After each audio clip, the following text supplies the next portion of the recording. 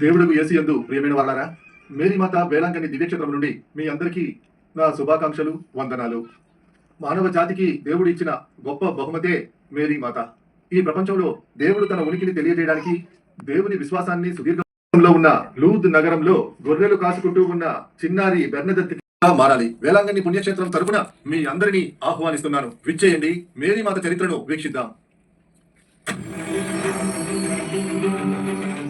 ఇప్పటి ఇండియా భరతఖండమని పిలువబడిన 16వ శతాబ్దపు మలి దశలో విజయనగర సామ్రాజ్యం ఆధీనంలో ఉండేది. అప్పట్లో సహజ ఓడరేవుగా వెలుగొందిన నాగపట్టణమే పోర్చుగీసు వారి జలమార్గ వాణిజ్యానికి ప్రధాన రేవు పట్టణముగా విరాజిల్లింది.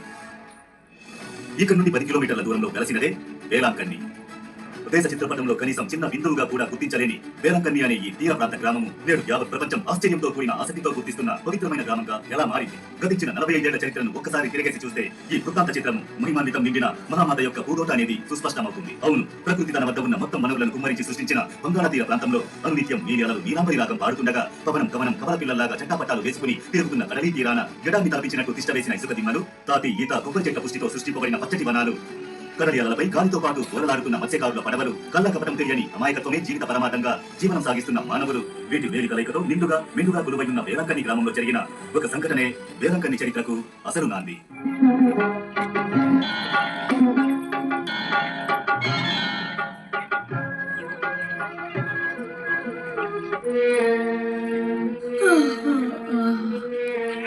దేవుడి పేరు చెప్పి 3 రోజులు పని పడదాం అనుకుంటారా? కన్నమ్మా, ఆ బిడ్డ చూడు. బిడ్డ కాకరండి, పొద్దున తెచ్చిన పాలు మొత్తం విరిగిపోయాయి. దేవుడి పేరు చెప్పి రావద్దు.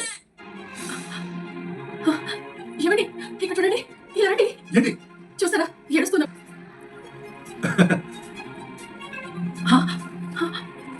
ఏంటని ఇలా చేశావు?